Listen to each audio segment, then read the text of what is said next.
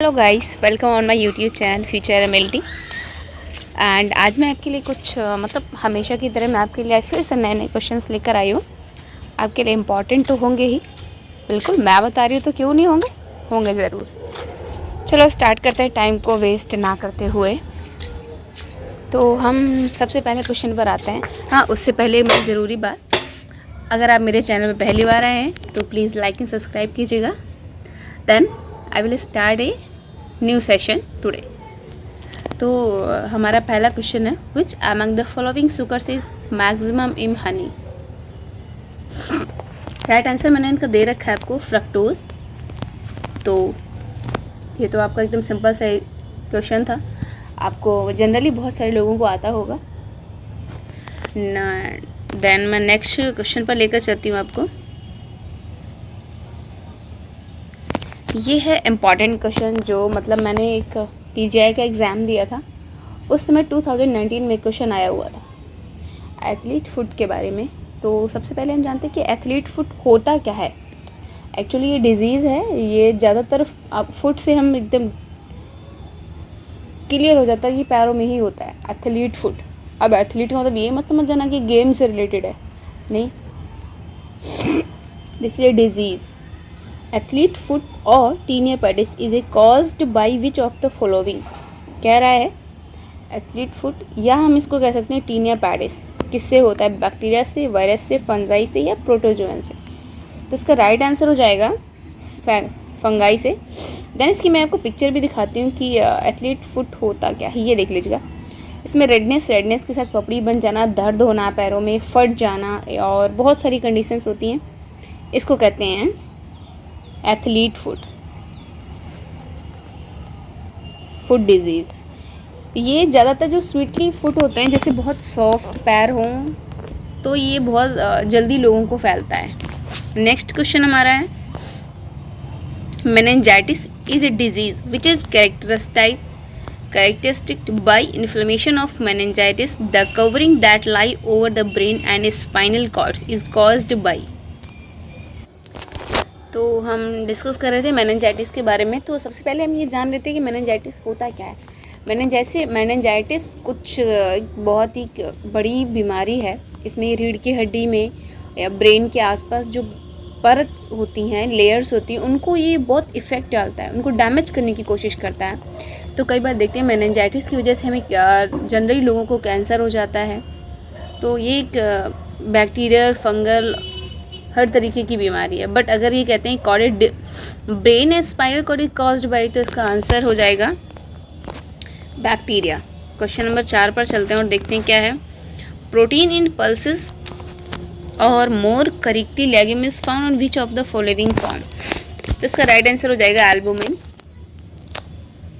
Next question पर चलते हैं, which among the following was the first vaccine ever to be developed. तो ये कह रहा है कि जो the following the first vaccine ever to be develop, पहली वैक्सीन कौन सी थी जिसको सबसे पहले डेवलप किया गया था, या फिर ये कह सकते हैं कि ऐसी कौन सी वैक्सीन थी जो पहली बार डेवलप की गई थी। तो उसका इसमें दिया हुआ cholera, small pox, rabies and tetanus. तो इसका राइट आंसर हो जाएगा स्मॉल पॉक्स।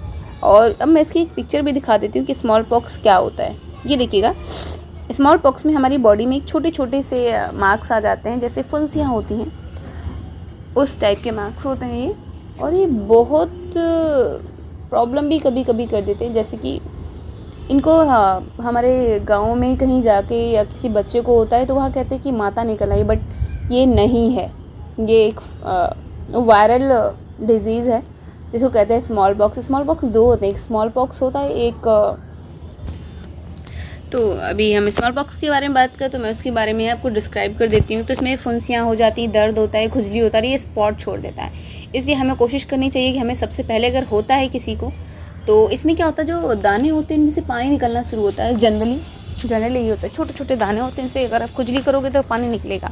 उसके बाद यही छोटे छोटे दाने पक जाते हैं और इनमें पस पड़ जाता है। तो हम ख्याल रखें कि अगर ये कभी किसी को होता है बॉडी पर, इसके होने से लोगों को बहुत ज़्यादा फीवर भी आने लगता है, किसी किसी को नौजिया भी हो जाता है, या फिर किसी किसी के साथ बहुत हर इंसान की एक अपनी इम्यूनिटी होती है, वो किस तरीके क्या क्या हैंडल कर सकता है। तो उसके अकॉर्डिंग ये सारी दिक्कतें होती हैं। कभी कभी लोगों को खुजली बहुत ज़्यादा होने लगती है। तो हम कहते हैं कि नहीं भाई खुजली नहीं करनी है, अगर करेंगे तो निशान पड़ जाएंगे बॉडी में। तो ये थोड़ा सी चीज़ें याद रखनी होती हैं। बाकी ठीक है, डॉक्टर से कंसल्ट करके दवाइयाँ ली जाती हैं। कुछ लोग कहते हैं दवाइयाँ नहीं लेनी, पर लेनी ही है। नेक्स्ट क्वेश्चन पे चलते हैं, ये आपको समझ में आ गया होगा। नेक्स्ट क्वेश्चन नंबर 6 पर चलते हैं, देखते हैं what is the pH of H2O। अब कन्फ्यूज़न के लिए लोग ये क्वेश्चन बना देते कि what is the pH of H2O।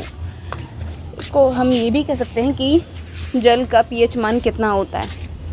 Okay, तो अभी ये pH स्केल की बात आ गई, तो मैं आपको थोड़ा और जानकारी दे देते हैं। सॉरी, मुझे थोड़ा सा जुकाम है, तो मेरी वॉइस में थोड़ा सा चेंजमेंट होगा, तो सॉरी फॉर दिस। एंड चलो देखते हैं।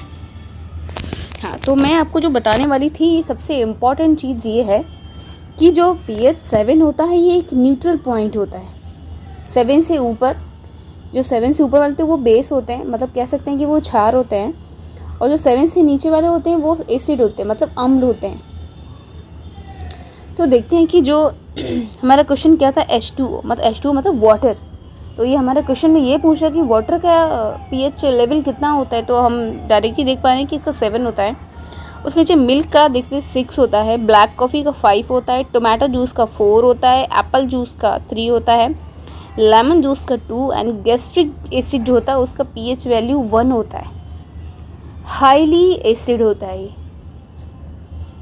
इसके बाद चलते हैं 7 के अबव वाले भी देख लेते हैं, जो मतलब बेस होते हैं उनको देखते हैं। 8 पे एग का जो pH लेवल होता है वो 8 होता है, बेकिंग सोडा का 9 होता है, हैंड सोप का 10 होता है, अमोनिया सॉल्यूशन का 11 होता है, ब्लीच का 12 होता है, एंड कंसनट्रेटेड सोडियम एंड एल्कलाइज का 13 या 14 दोनों ही होता है।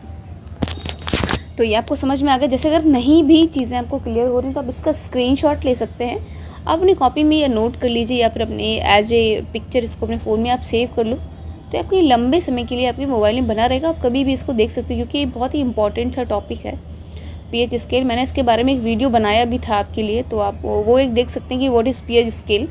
मेरे अकाउंट में इसका पड़ा हुआ है वीडियो, तो आप वहाँ जाकर इसकी डिस्क्रिप्शन अच्छे से देख सकते हैं।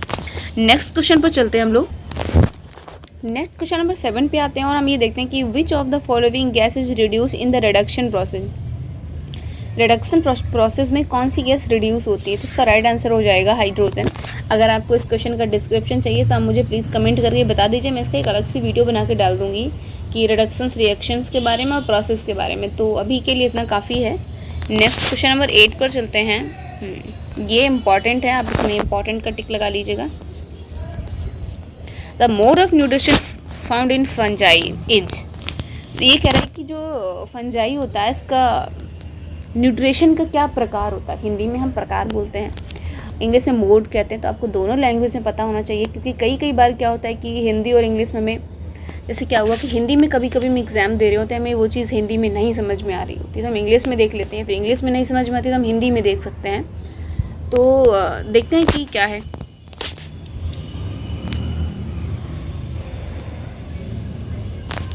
हाँ, तो न्यूट्रिशन एंड फंजाई 3 तरीके से होता है। जैसे एक तो saprophytic, parasitic and symbiotic. Saprophytic का क्या मतलब होता है, पैरासाइटिक का क्या मतलब होता है, सिम्बायोटिक का क्या मतलब होता है, ये मैं आपको भी डिस्क्रिप्शन में बताती हूँ, और ये अच्छे से आपको डिस्क्राइब कर दूँगी कि सैप्रोफिटिक, पैरासाइटिक एंड सिम्बायोटिक क्या होता है।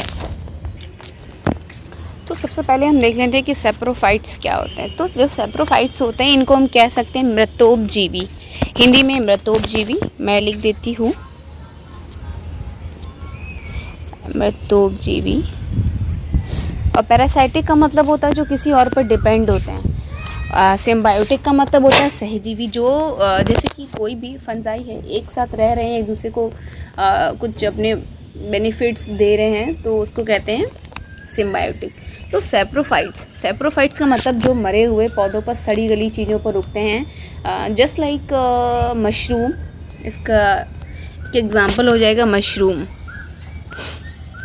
तो हमारे लिए यही ज़रूरत है, हम उसी के बारे में पढ़ते हैं। तो देखते हैं सिम्बायोटिक।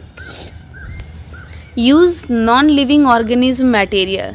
देखिए इसमें साफ लिखा है, important in recycling carbon and nitrogen and essential minerals nutrition. तो इसका राइट आंसर हो जाएगा सैप्रोफिटिक न्यूट्रिशन। जो फंजाई होते हैं वो सैप्रोफिटिक न्यूट्रिशन करते हैं। क्वेश्चन नंबर 9, ये भी बहुत important, the site of photosynthesis in plant cell of leaf. तो इसका राइट आंसर जो है क्लोरोप्लास्ट। ये भी हम आपको दिखा देते हैं कि क्लोरोप्लास्ट जैसे लीफ होती है, मेम्ब्रेन होते हैं, इनमें क्लोरोप्लास्ट होते हैं। तो इसका राइट आंसर क्लोरोप्लास्ट हो जाएगा। नेक्स्ट क्वेश्चन नंबर 10 पर चलते हैं। Which branch of biology is known of the study of microscopic organism. इसमें देखो क्या होता है ना, बहुत छोटी सी चीज़ होती है और हमें याद रखना होता है कि अगर माइक्रोस्कोपिक के बारे में बात कर रहा है तो ये माइक्रोबायोलॉजी की ही बात कर रहा है। तो इसका राइट आंसर हो जाएगा माइक्रोबायोलॉजी।